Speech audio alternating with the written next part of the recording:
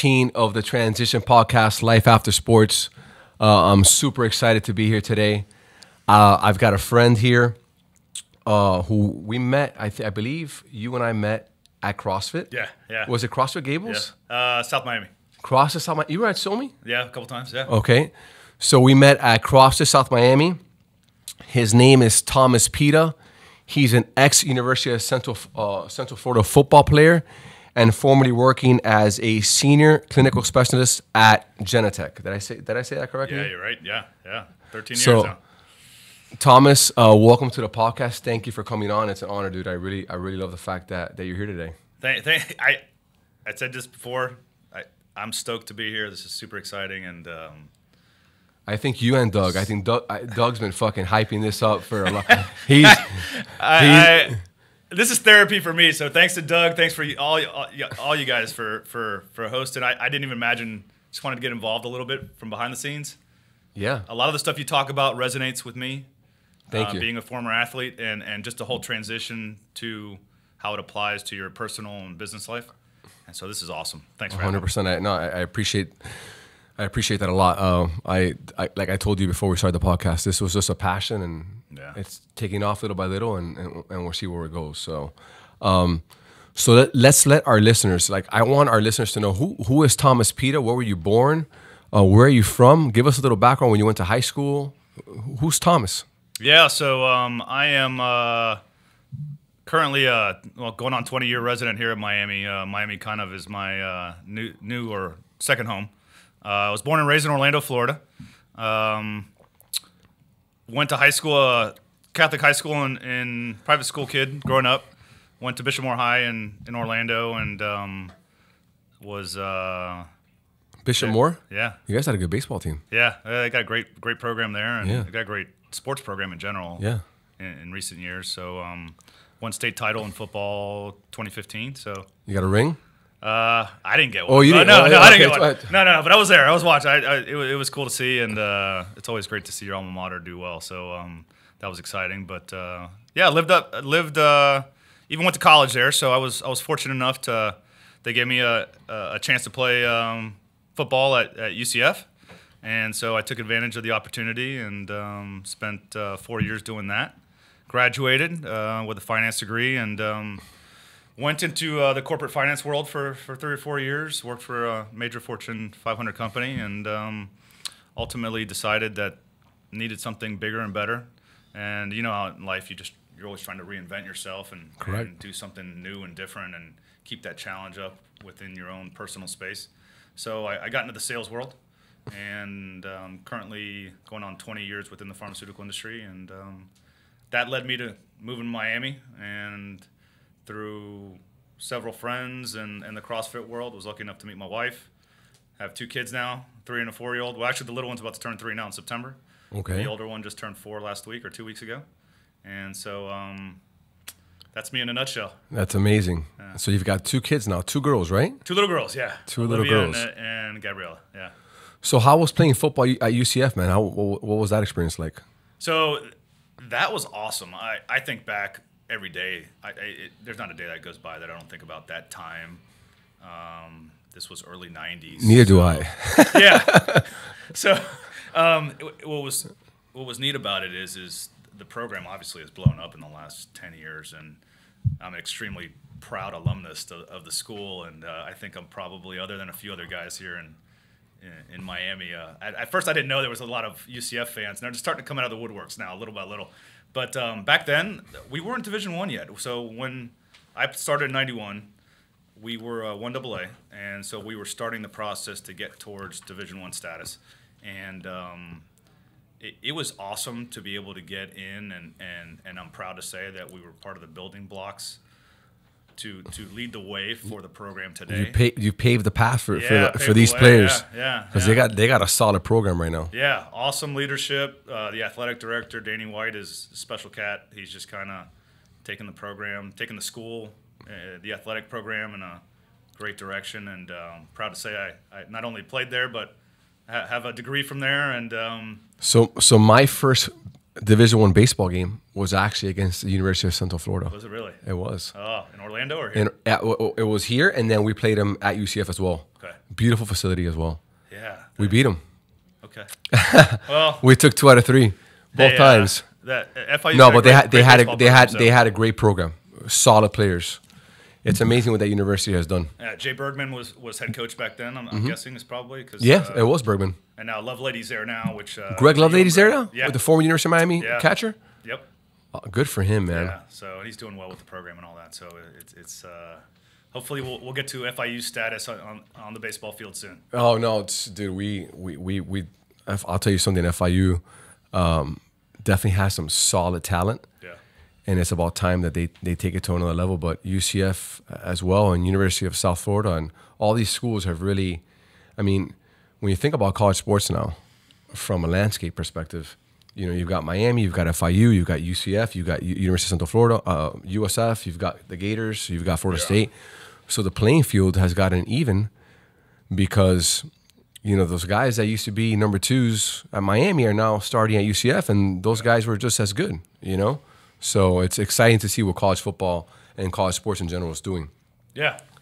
And UCF in general, just you go back now and compared to the facilities when we were playing, we were pretty well off, but compared to now, you go back and I'm just amazed at how far the program has come, and you just step on campus and there's this immense sense of pride and hey, I helped build this, and I was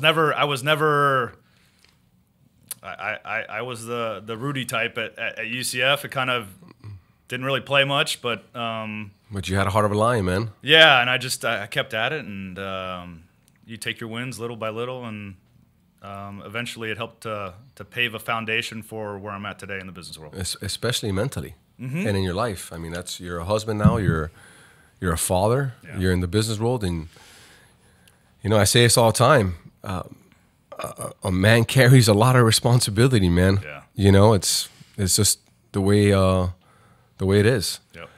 So I kind of want to get straight into transition here. I know that you were an ex-athlete. You've obviously been very successful in your career. You're a successful husband and father. But 3 years ago, you really were met with arguably, right, the biggest challenge that you ever faced as an athlete. And that is that you were diagnosed with cancer.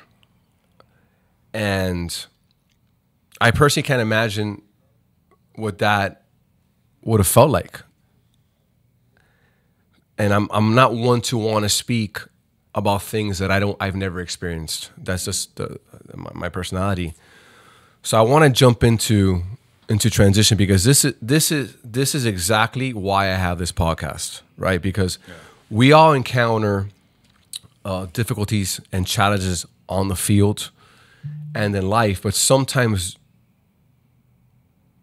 the challenge is bigger and darker for others, and yours was very challenging. So let's jump right into it. Talk to me about you faced that day and how you used your athletic mindset to tackle and beat this issue, because you look great, you're doing awesome, you're healthy, and you have a lot of life ahead of you. But I can only imagine that maybe being a human being for I don't know how long, you thought maybe that your life could have come to an end, and having real talk here. So let's just talk to me, man. Yeah, that revisiting that is something that plays through my mind every day. I may get a little emotional here, but that day was unique. The way the information was delivered to me was it was tough, but like you mentioned, I think back to everything I'd gone through, both athletically, academically, and in my personal life, and it helped. There's that saying that things happen for a reason, and God puts you through certain things to help you later on in life, and I truly believe that, and that ultimately helped me get through this process. So that was a day where I woke up like any other. I was actually on a conference call I had gotten the opportunity to start a new position within the organization, and we were about to launch a new product, and things were going great. We had some difficulties on a personal level earlier. The month earlier, my wife, at 5 or 6, I think it's 5 months in, got diagnosed with a short cervix, so she was put on bed rest. She was pregnant with my youngest. And so that was a stress in and of itself, starting a new job or new position within an organization. And so life was moving along. I was home on a conference call, wasn't feeling well, went out to a business meeting at our home office in San Francisco the week before. Came home, I knew something was up because I got a phone call from my primary care physician, and he doesn't normally call during the day, much less at all. He usually texts me or something, and so lo and behold, he says, "Hey, I need you to pick up whatever the heck it is you're doing, and get yourself to a." He mentioned this hospital to go to, ask for such and such, and there were some abnormalities in your blood work that we need to look into, and so. My dad happened to be at the house, so I told him, "Hey, look, I got up and just said, hey, they're telling me to go to the hospital. I'd go check it out. You mind driving me?" And the physician actually told me, "Hey, look, have somebody drive you." So on the way, So you had your father there? Yeah. So I kind of laugh at it looking back now because parts of it were funny. But I'm in the car and we're driving from the Gables. I lived in the Gables at the time. Driving to the hospital, and the hospital about 20 minutes away. And so I'm carrying on in life, just normal, and it's kind of, hey, look, conference call, hey, this, that, the other. And I just look on my phone, and I look at the physician that they refer me to ask for when I get there, and I notice he's a hematologist. And so I'm like, okay. So as we're driving, don't think anything of it, get there. This is about 10 o'clock in the morning, 11 o'clock in the morning. Get in, they rush me back. I'm sitting in an ER room, a bunch of tests, just me and my dad in the ER. And lo and behold, later that afternoon, physician walks in and just looks at me and says, "You've got leukemia." Not only that, but it's a rare form of leukemia in the adult population. So there's only about 10% of the adult population gets it. It's a pediatric form. It's a pediatric malignancy. So and with leukemia, to give you some context, it's not a tumor, so it's not something that you can necessarily direct treatment towards.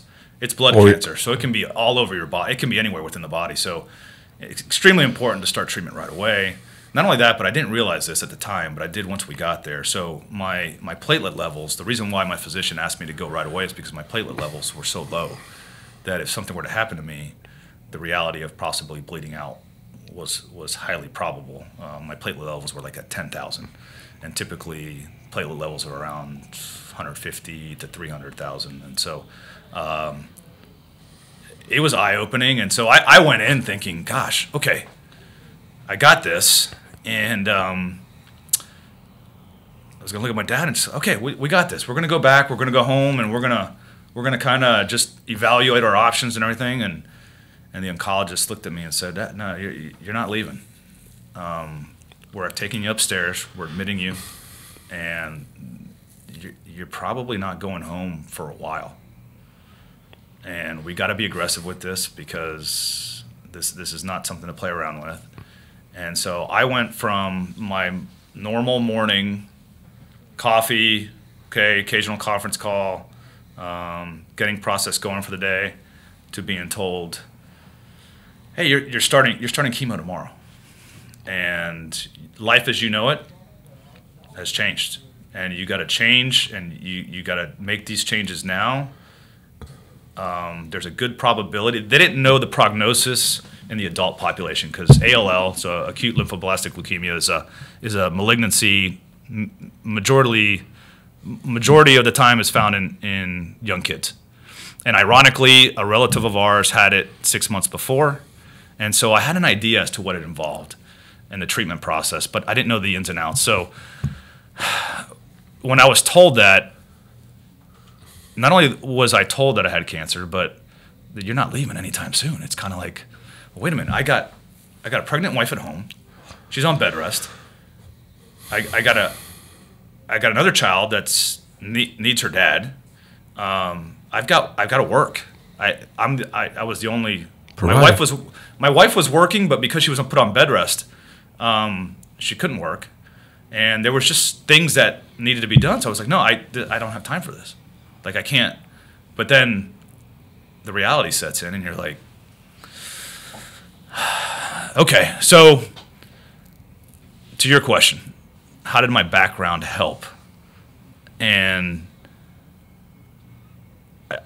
whether it's my background or what I've gone through or just the way I'm wired, it was, there's that saying that, I think you're wired differently. It might be, but there's that saying that goes something to the effect of, in a good way. Yeah, but it's life is 10% what happens to you, and what is it, 90% how you react to it. That's all I know. So I sat back and I said to myself, all right, I've got a child at home, I've got a child on the way. They're telling me I'm not leaving, and I'm probably not leaving anytime soon. I'm thinking a week or so in the hospital, and they're like, no, it's probably going to be 30 to 45 days you're going to be here. And so right away I said, okay, you just start I'm a big strategy guy, a scheme guy. I've always been wired like that. Okay, so what do I got to do? What do I got to do to survive? What do I got to do to evolve? What do I got to do to beat this? You just said a key word, survive. Yeah. Your instincts kicked in immediately. Yeah. Because you don't have a choice. Yeah. Your back was put against the wall. Yep. And now you got to figure out a way. Yeah. How to do this. Yeah. And it comes down to how you're wired. Maybe your upbringing might just be the way your thought process is within your head, and I don't know any different. So it's all instincts to me. It's just kind of, hey, look, I was told something. You can sit and mope about it, or you can try to figure out how you're going to beat this. Whatever that might be in your life. For every person, it's different. Mm-hmm. For me, it just, in this particular situation, this is a life and death thing, and I got 2 kids that need a father, and I had 2 goals when I got into the hospital and I got admitted, and I knew what was ahead of me was, number 1, to get out of there in time to see the birth of my daughter, my second daughter, and the second thing was to make sure I got out of there to do what I intended to do in terms of the project I was working on, because that was a huge opportunity for my family. Mm-hmm. And I had to take advantage of it. And so it just kicked. I don't know how to explain it. It's just one of those things that instinct kicked in. Yeah. And so it was a tough day. It was a tough day, and it took a while to process it. And there's some really crazy stories that came out of that, but that's in essence. And I can relate to you because I have 2 kids and I have a wife, and I am the sole provider of my family. So it hits me hard because I'm like, damn, life is that fragile. Yeah. You can be having a cup of coffee today and not know that you can have that cup of coffee tomorrow, or life can throw you a real good curveball. And think of it this way. Think of it, hey, Fern, you can't go home. You can't go home. You can't. Your life. It's almost as if I were to tell you right now, hey, pick up your stuff, and we're going to, I don't know, we're going wherever, and you're not coming back for a while, and you're not going to see your kids for a while. You're not going to see your wife for a while. How do you deal with that? What is your emotions like? What kind of, and that's everything that hit me on that day. And what's amazing to me is that you did something that I truly believe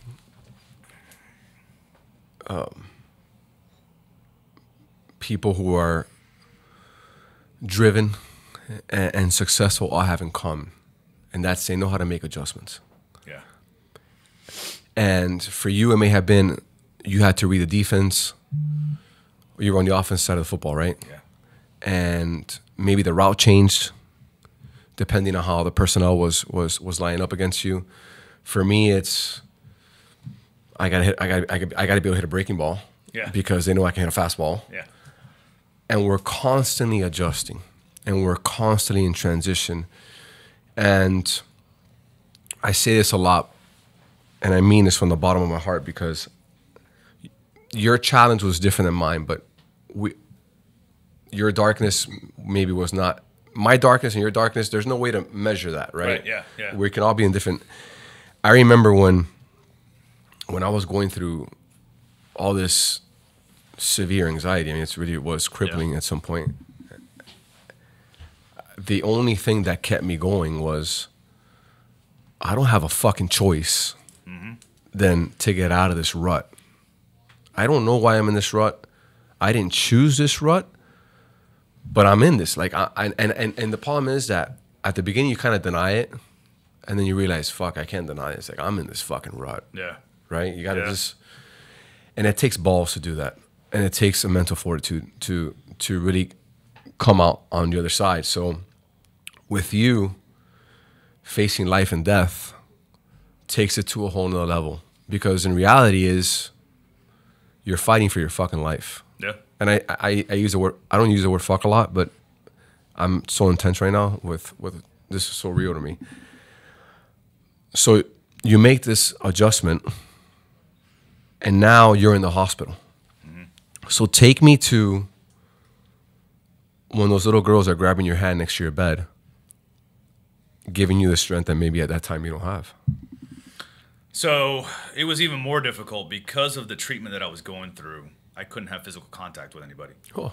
So because the chemo, the drugs that I was getting could be exchanged via bodily fluids. Got it. So not only that, but you just had to keep on a distance. My wife was pregnant at the time, so there was the fear of something happening with the baby. I didn't know. I was uneducated at the time.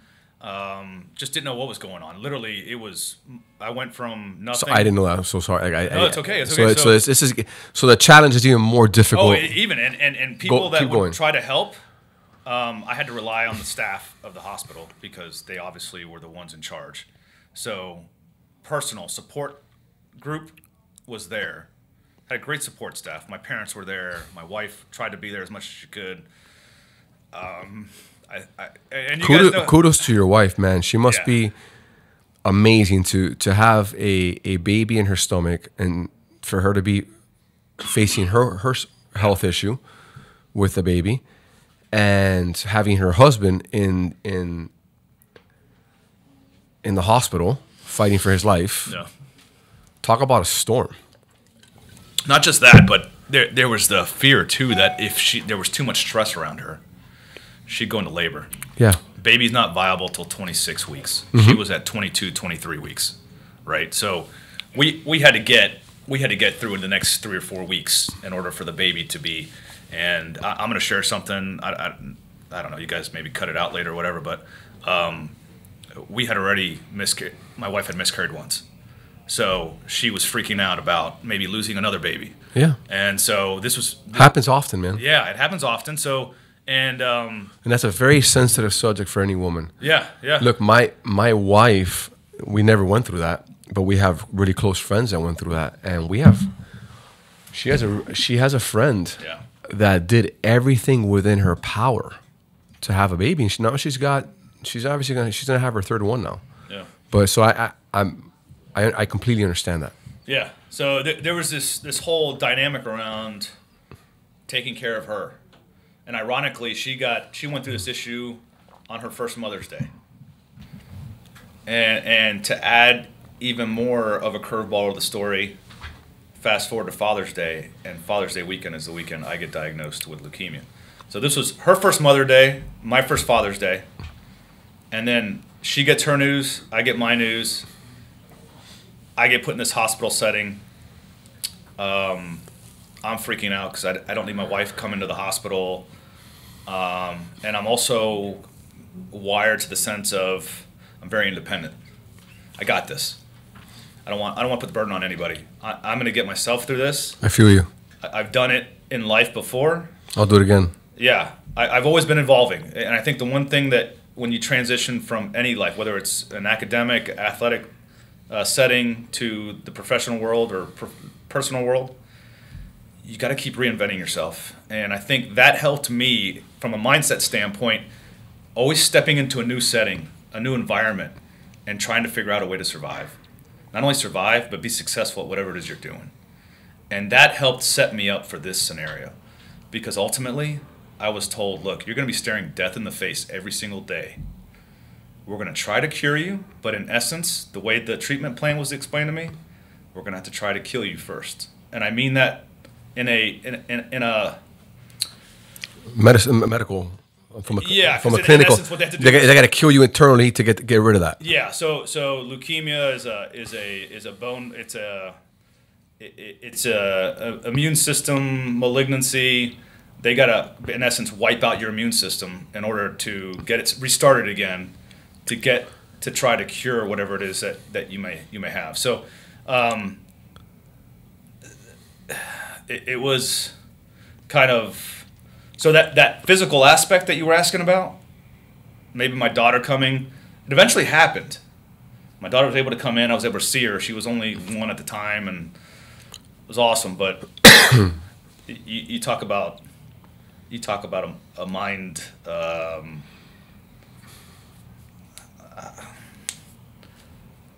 I can't even put into words just kind of what was going through me at the time. So I can only imagine.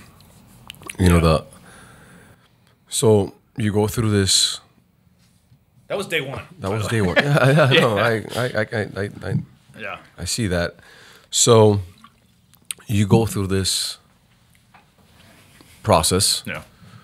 Now we're 30 days into this.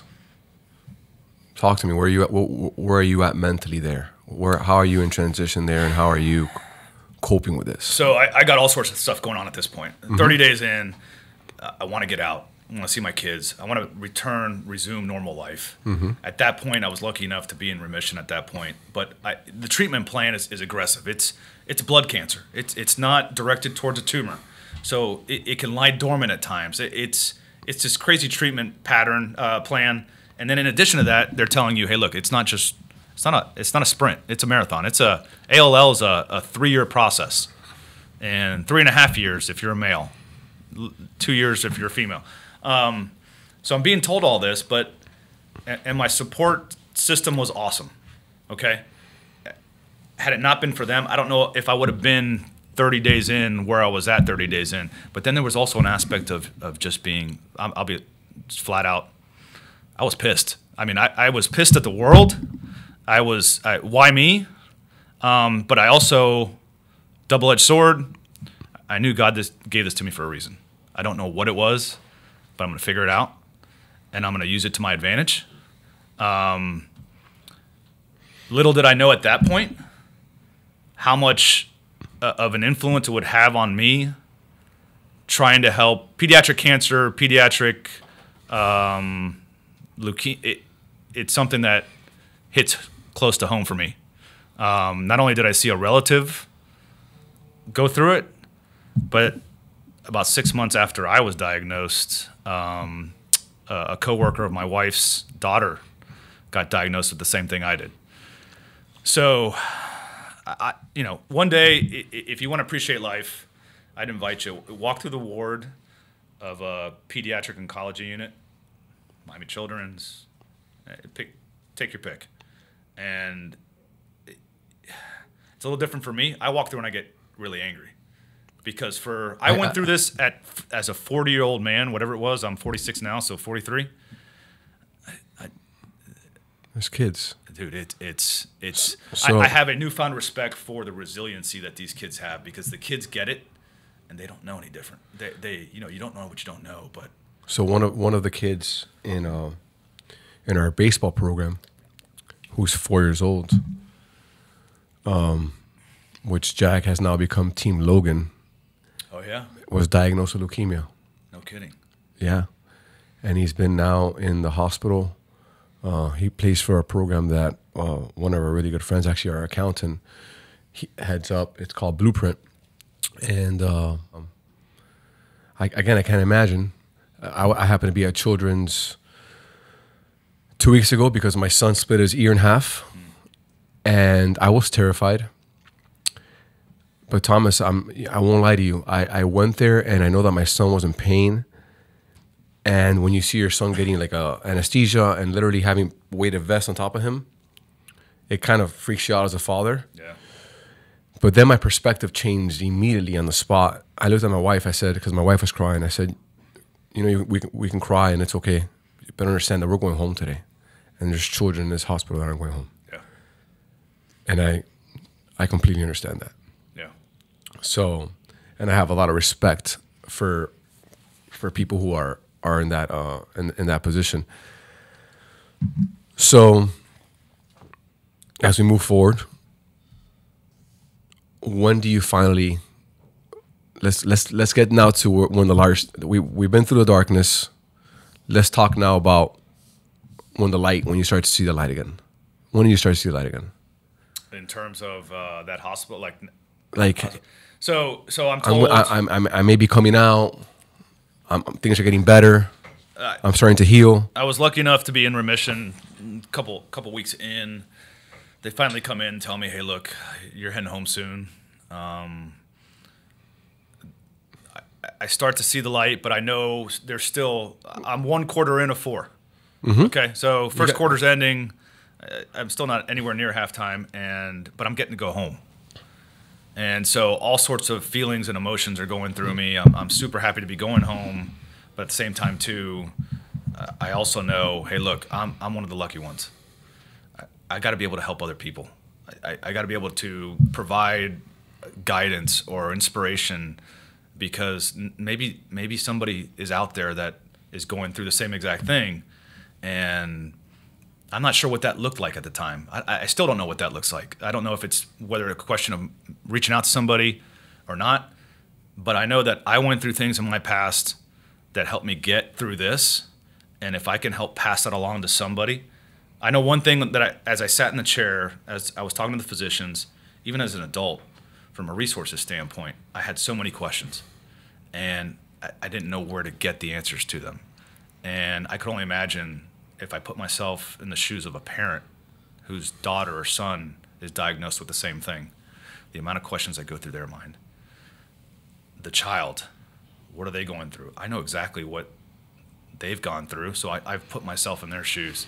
And now you're a resource. Yeah, so now I'm coming out of the hospital and I'm going home, and one thing is, let me work on myself. Mm-hmm. Let me get better. I want to see the birth of my daughter. And at the same time too, how can I start to help? What stuff can I start to do?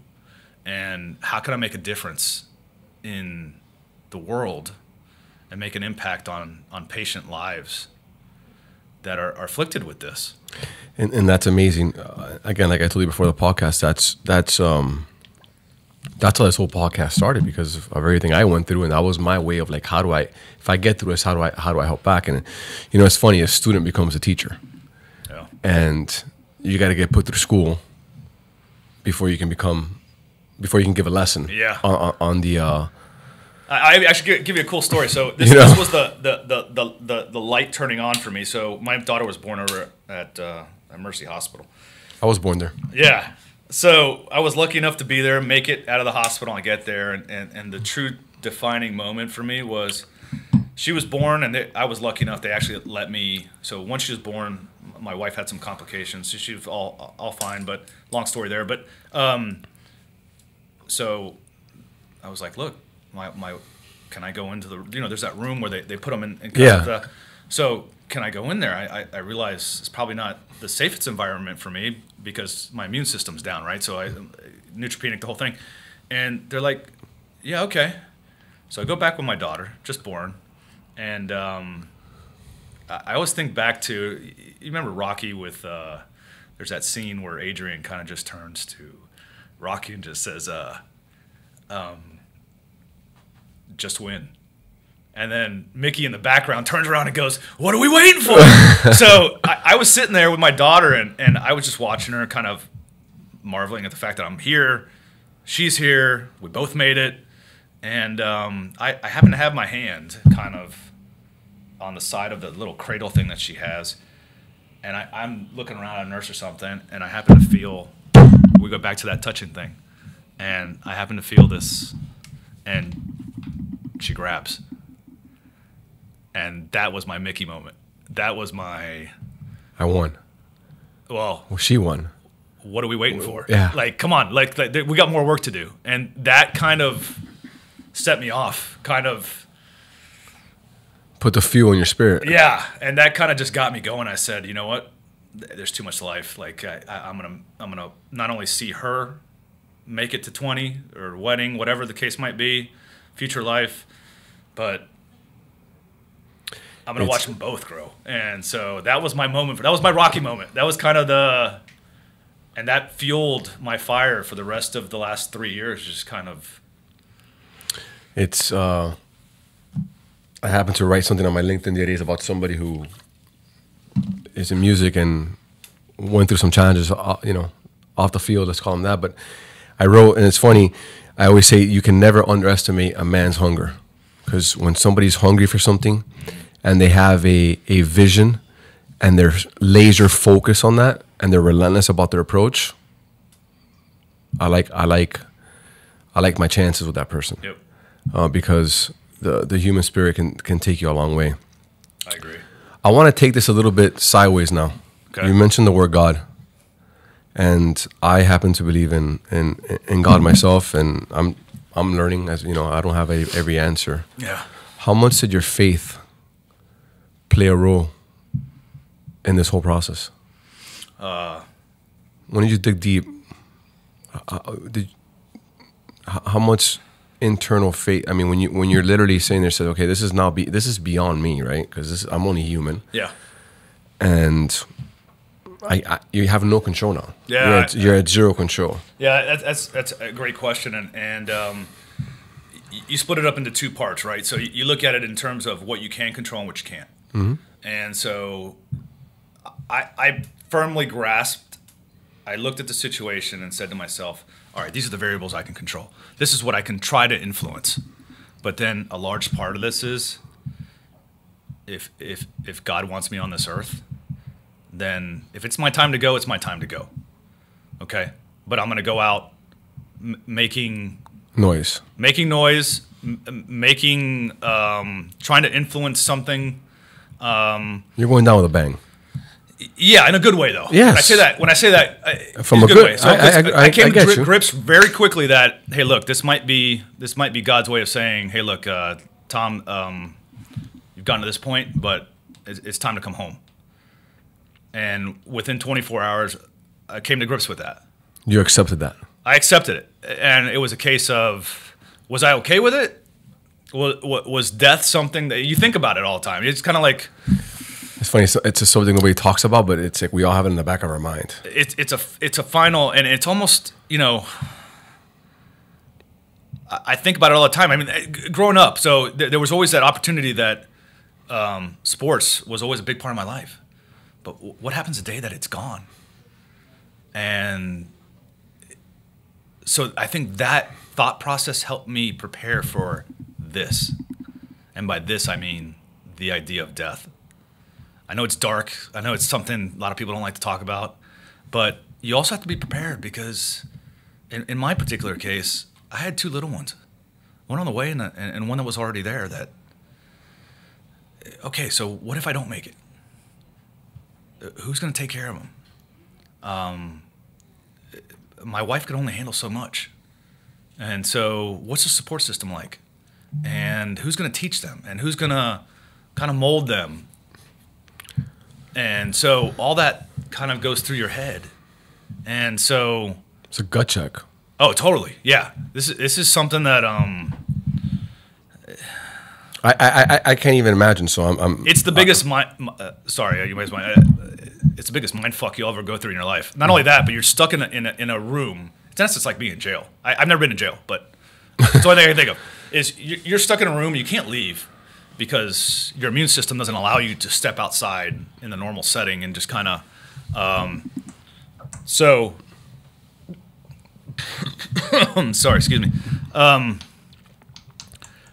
I even forgot what we were talking about.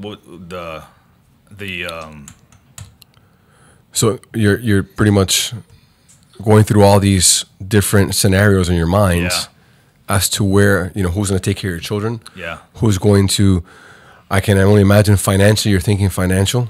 You're thinking emotionally. You're thinking everything. Yeah, everything, and not only that, but my life. Thinking about your wife. Yeah, and how much is my life going to change if I do make it out of here? But at the end of the day, my faith. There was one thing that I knew I couldn't control, right? So your question was, how much did God play? Yeah, like kind of. How much did the faith play in the process? Mm-hmm.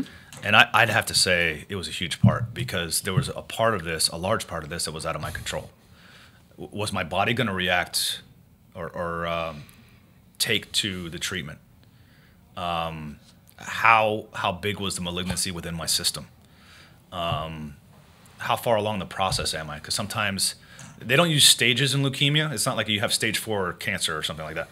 It's you just, to my knowledge anyway, I might be saying this uneducated, but I didn't know where I was at in the process. And so either you react to the treatment or you don't. I was lucky enough to react to it positively, and from what I understand, got into remission pretty quickly. So it sounds to me, you make an adjustment, you start going through this process, and it's almost like you also found a way to slow the game down. Oh yeah, totally. Yes. You said, okay, we're gonna slow the game down. Yeah. I'm gonna take a deep breath. Yep. And now time is the most valuable resource we have, right? Yeah. So I'm gonna take this day by day, and that's why it becomes a marathon. So you learn that in the football field. You learn that as a player, right? Sometimes, the best players always slow the game down. I mean, people think that when they're able to see the field in almost slow motion when you're laser focused, and it's almost like you are now laser focused on your treatment to get healthy, and you can't allow distractions and outside circumstances to kind of deviate you, because if you can't help yourself, you can't help your wife or your children. You've got to be there. You've got to find yourself. So did you slow the game down? Did you start taking this whole thing day by day, one breath at a time? Yeah. So I was in the hospital for 36 days. To give you some perspective, I had some insight into this because of the fact that in high school, I was a quarterback in high school. So we ran the option back in the early '90s. Option was you ran the option? Yeah. So I was the king of the twos. I was too short, too slow, but I was able to execute very well. Okay. So going into college, I could throw the heck out of the ball, but I knew I was too short to play in college. So what do? How do you reinvent yourself? How do you adjust, right? And so I was so focused on wanting to play college ball and getting an opportunity to play for my hometown school. The platform that they gave me, the opportunity to come in and do something positive. I was lucky enough. So I ran the scout team in college. So that's how I played in college. Was on the quarterback side. Yeah. So I got. So you're playing against your first team. Yeah. First team defense. Yeah. And our defensive coordinator, he was like my mentor in college. Probably one of the best coaches there. Defensive minds that that was one of the things I always learned through him. He taught me so much in college, and he provided opportunities for me that I never thought I would have. I always thought to myself, well, gosh, if I get to college, if I'm lucky enough just to dress out, sit on the sidelines. Let's talk about that. Well, before we go there, though, okay. To your point, the one thing he always talked about was making adjustments, and you had to be able to make adjustments. And so I was trained already, because to your point when you said it earlier, I walk into a room now, still to this day, and I look around, because that's what I was taught growing up. You got to be able to recognize defenses, and you got to be able to adjust. And if it's cover 2 versus man, okay, if this is the hot route, if this guy comes in, this is who you're going to. If not, check down to the running back. And it was the same thing in college, and it was even a bigger adjustment in college because everybody's bigger, faster, stronger. Yeah, and I wasn't half the athlete that half the people on our team were.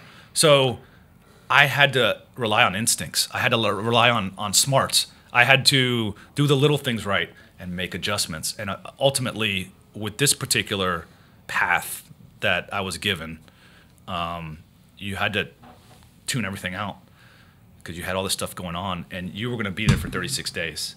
So day by day, people would come in. Hey, Tom, you need to get this done. I'm the worst about. I hate blood. I hate like anything. So when they would come in and they would say, "Hey, you got to do this," I was so laser focused that I was like, Okay, just let's get it done. Let's get it done, get it over with, and get out. Did at some point you feel like you were like in 2 days, like in some sort of practice? Even better. So when we were at UCF, so NCAA regulations hadn't changed back then. So early 90s, we were doing 3 a days. So at UCF, this is hell week now, right? Yeah. Training camp. But that's your mindset. Yeah. But that's that's the environment I grew up in. So I didn't know any different. So it was you're on the practice field. There was like a mid practice, I think it is, and then at the end of the day. And it was like that for a week or two. And I always remember that week, every year was, how did I get through that? And so that mentally prepared me to get to this.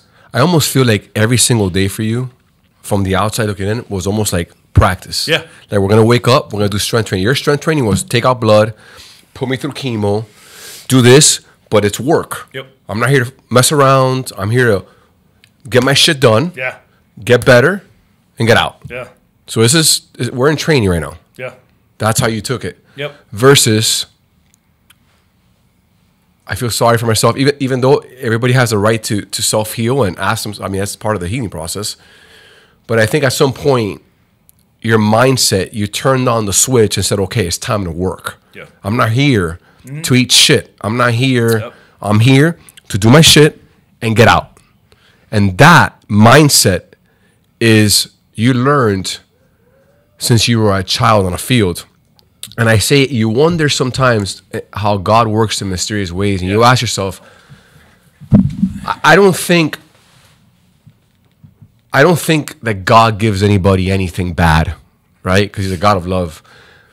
But for whatever reasons that I think we don't know, and we're not supposed to know because he's God and we're not, you're faced with obstacles and challenges. Yeah. But because he sees way ahead of you, he starts the preparation early for everybody. The difference is some are self-aware about it and some are not. Yeah. And you became self-aware of, okay, maybe you went back and said, okay, I've been through this.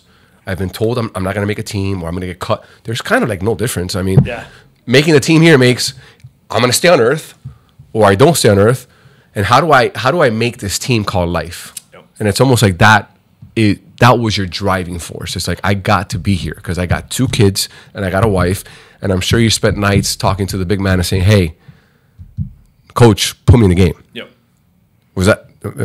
Yeah, no, it totally, you hit the nail on the head. And I think even going through those episodes in life, even back then, you think to yourself, well, why the hell am I doing this to myself? And you don't know why. And you're like, what the hell? I could be just a normal college kid. I don't need to be doing this. Not only that, but I was a walk-on. So I didn't necessarily you could be doing fraternities and hanging I could out. do whatever I wanted in college. But for some reason, the challenge, I think, is what attracted me to it. Is just, hey, look, somebody told me you can't. Okay, so I'm going to prove to them that I can. And you can't. You can't do this. You can't do that. You can't. And so fast forward, I think God puts you in these situations because later on in life, there's something's going to present itself. And at the end of the day, it's how you react to it. And the people that you're going to touch, like I told you earlier, the student becomes a teacher. Yeah. You know, when I came out and I just said to my friends, dude, I'm suffering from panic attacks, and it was never depression, but it can make you sad that you're going through that. You don't know how many people like you get that, and I'm like, yeah, I thought I was the only one that did. And I'm like, man, you know what? And I did that because I kind of waited. I waited 3 years before I kind of said something, right? Because I wasn't pride. It's just I just didn't know how to. I didn't want to worry. A lot of times I didn't want to worry my parents. Like I didn't know how to tell. Like exactly, yeah. I didn't know how to tell my dad, I'm in a bad place. Yeah. And I probably should have, you know. But I'm so independent that I'm like I could do this on my own. And that's why I wanted to go with a coach. You can't do it on your own. Nope. You cannot. No. And I'm actually reading a book now that's it's called Chasing Better by a guy named Corey Baker, and it's interesting and it's an amazing book. And he talks about how we all need a coach. And I look back in my life and I realize there's one coach that changed my life, and that was my junior college coach. With the mindset and the confidence that he gave me. You mentioned you had a mentor at University of Central Florida who was the defensive coordinator. Maybe not, maybe yes. Was there ever a time when you were in that hospital that you went back to things that he told you? Oh, yeah, all the time. Not just him, but one of my high school coaches. They were cut from the same thread. They were basically the same type of personality. And they were just able to draw out of me certain aspects of my personality. They brought the best out of you. Yeah. It was just kind of, I just reacted to it. I just kind of, they brought it out of me. And not a day went by that I didn't think back to either one of them because of what they would say to me or what they would do or what they would teach me that got me through that. And those are the life lessons that I kind of... Isn't that amazing what sports does? Thank God for. It's just kind of... Isn't it crazy that when you're in that dark place, you can remember that one thing that one coach told you? Yeah. And maybe back then, it kind of didn't... It's not that it wasn't impactful. It's almost like... And not that you didn't need it, but at that moment, it wasn't as significant as it is today. And like all of a sudden, you can remember, man, and you capture that content that and you're like, okay, now is when I can use this. Not only that, but I think that's the beauty about coaching, man. And those are the type of personalities. Also, I'll give you a great story. So the high school coach that I was referring to, the one thing I always remember, and you kind of think back to these type of situations. At the same time, while he was helping me, I think kind of underlying message was he was trying to help me get better. So one of the times he mentioned to me, he's like, "Look, I don't know if you can play in college. I don't think you're good enough." And so I was coming with it. Now, let's fast forward. My redshirt freshman year, we had a game canceled, and we had a scrimmage, not scrimmage, but like a practice game. The Russian national team was in town. So we played a scrimmage game with the Russian national team, and I was lucky enough to make my first ever catch, I guess, so to speak, in a game environment in that game. And I even made the Coach McDowell's, back in the day, they had the coaches show, like the Bobby Bowden show. Like Coach McDowell. Yeah. So I had the Coach McDowell show locally in Orlando. And I didn't think anything of it. I hadn't even seen it. Recorded it, the old VHS tapes, the whole thing. My dad did. And so I was lucky enough to be mentioned in it. They brought the highlight of the catch and all that. And so I went back to one of my old high school football games because I got a younger brother, and he was playing at the time. So went to the game and didn't think anything of it. I was waiting for my brother to come out of the locker room after he was done, and so I can drive him home. And the same very coach walked out, and we exchanged pleasantries. Hey, good to see you. The whole thing, whatever. How things going? And then I started to walk off. And he's like, "Tom," and I said, "Yeah, coach." And he's like, "I saw the highlight. You made it." And I just looked at him like, yeah, I guess. Yeah, I just kind of like, I didn't know what to say. Yeah. But the fact that he saw it and that he recognized it and he was kind of just acknowledging, hey, you proved me wrong. He gave you props. Yeah, kind of. So those are the type of things that, hey, you go through this stuff in life, and then you're presented with this issue. Once you go through and process it all and say, okay, what do I need to do to get out of here? And control the variables you can. That's when that tunnel starts. That's when you become laser focused and you say to yourself, hey, look, I got to get out of here.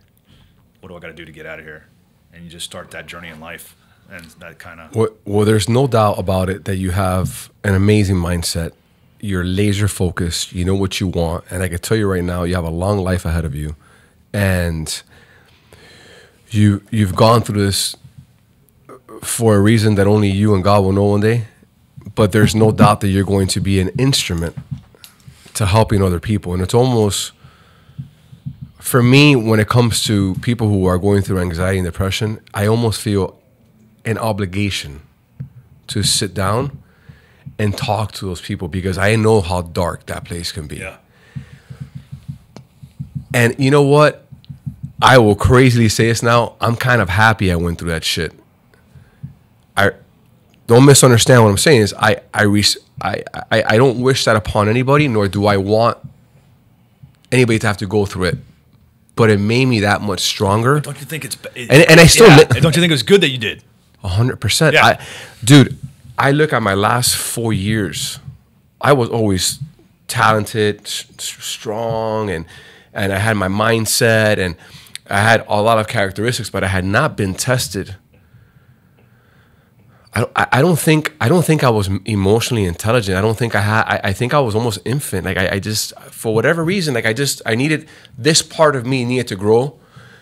I've always had big dreams but too much was given, much is expected, yeah. Right? Yep. For you to elevate, people don't understand the responsibility or the pressure that comes with that. And sometimes you think you're ready to elevate, yeah. And you're not. Yep. You're just not. And it's not that you don't have the talent to do it. I think it's a spiritual thing. It's how much can you actually handle? I always say the more I can handle, the more this business can grow. The more I can handle at home, the better father I can become. Yep. Now, I also understand that I have faith in God, and I also understand that, hey, I also need to have faith. And I also need to understand that I can't carry everybody else's cross. Yep. I got to play my game. I got to play it hard. I got to be relentless. And what I try to do is I try to adapt that mindset and to around the people that I've chosen to be in my team, for them to, because I need a support system. Yep. And I need them to help me understand. Like I tell my wife all the time, like, that's where we're going. And I need you. I can't get there without you. I need you to be my you think I'm your captain. You're my captain, because I need you to help me navigate this ship. I can get us there, but I need you more than you think. Yeah. Yeah. And you bring up a good point too. Let's get back to emotional intelligence. How much of that played into your process? Because I know it played a huge part of mine. Oh my God. It's...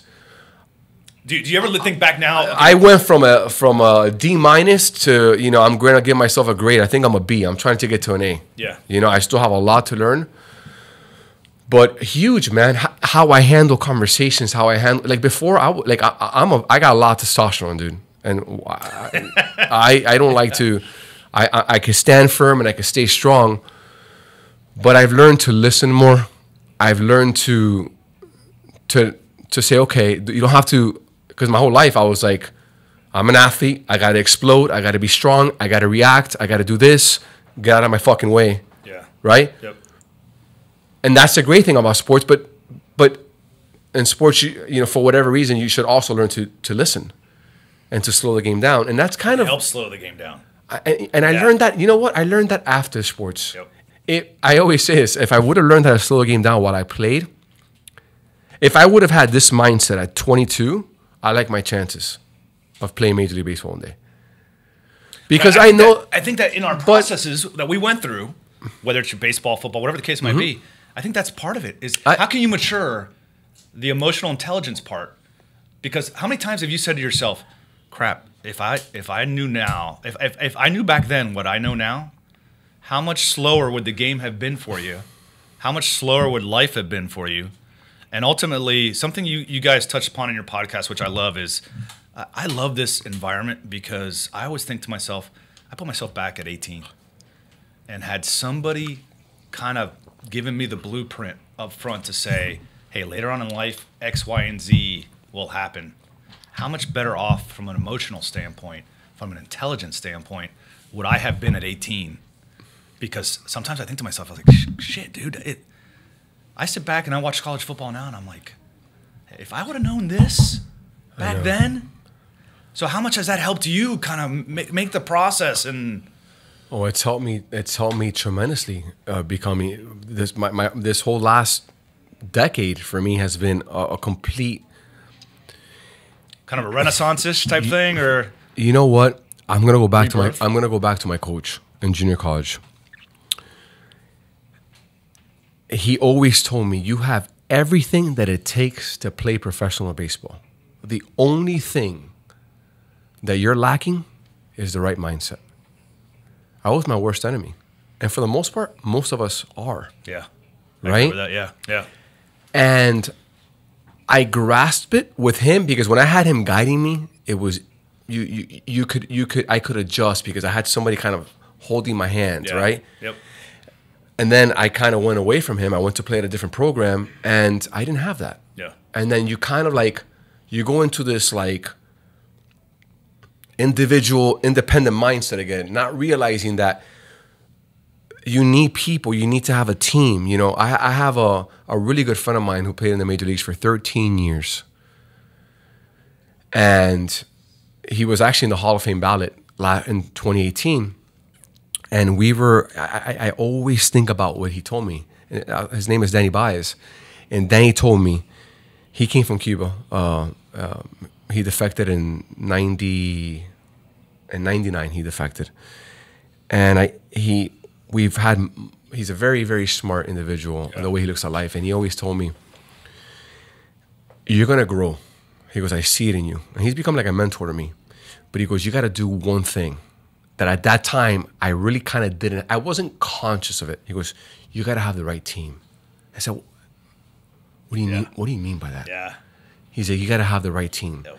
And then he said, you got to have the right friends, the right business partners. You're going to have to get away from certain friends. You're going to have to ex certain family. And I go, what do you mean? And then what he was telling me was, you've got to surround yourself by these people that are going to help you elevate and grow. And you're going to do the same for them. Yep. Because they're going to pick off of your energy as well. Yeah. And he would talk to me about slow the game down, understand that this whole business and life thing there's no, you know, my wife always says there's no finish line. Because I'm a go guy. I thank God I have these guys to kind of like slow me down sometimes because I'm like, let's go. And that's my gift, and it's also my weakness. Yeah. But I have a team now to like, all right, Fern, I know you want to do more reps, but I think it's time you go home today and get some rest. Does that make sense? Oh, totally. Yeah. And that's what I've been able to apply in my life. And again, I have so much to learn. I mean, we're all still young, and we have a whole journey ahead of us. But as we start to close this, I want to ask you 2 questions. What's the advice you will give to anybody who is in your situation, who's listening? And your biggest learning lesson from this challenge. So what advice would you give to somebody who's in your current situation? And what's been the one thing that you've changed 100%?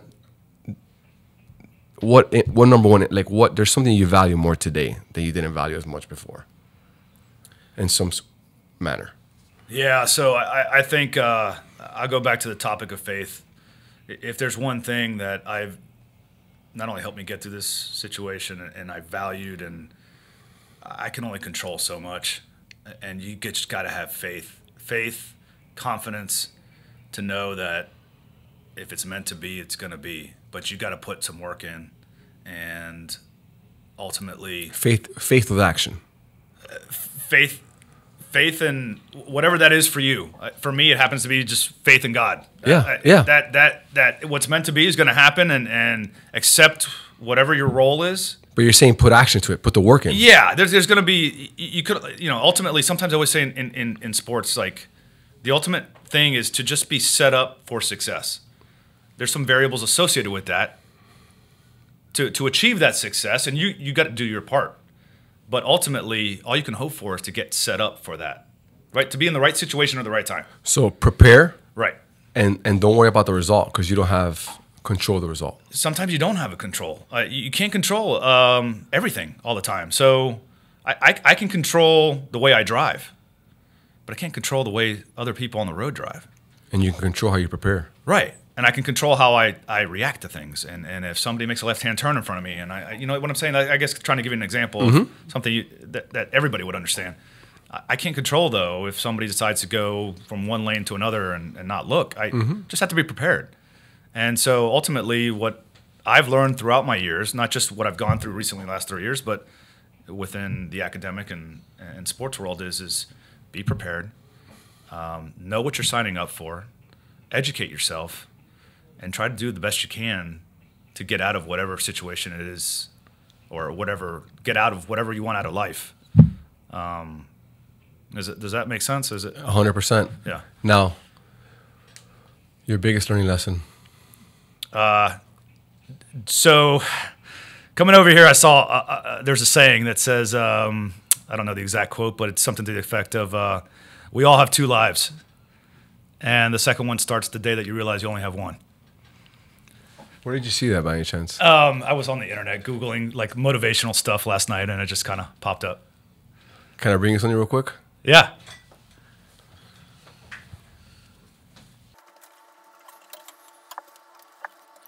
This is a handwritten letter that was sent to me by somebody who I met. You're kidding me. Who happened to, I don't know, engage with me. Look what he wrote.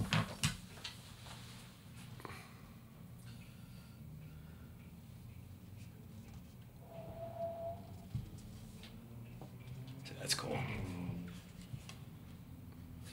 Shit happens for a reason.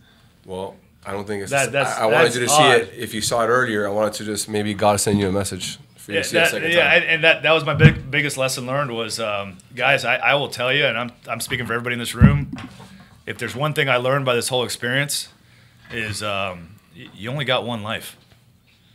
Don't have any regrets. Like, just live life, because it might be gone tomorrow. You never know. So tell your kids you love them. Tell your family you love them. Because you don't know if you're going to be gone tomorrow or not. And so... And play the game hard. Go out fighting. And ultimately, you know what? Leave something behind that people remember you by. Just because I'm not the same guy I was 3 years ago. I'll tell you that right now. I try to take advantage of whatever I can for my family, for myself, in the sense of if it's going to make me better, if it's something that's going to make my family better, my friends, the people around me. I want to make life better for everybody. I don't know what that looks like. It might be different for everybody. Whatever that is for you.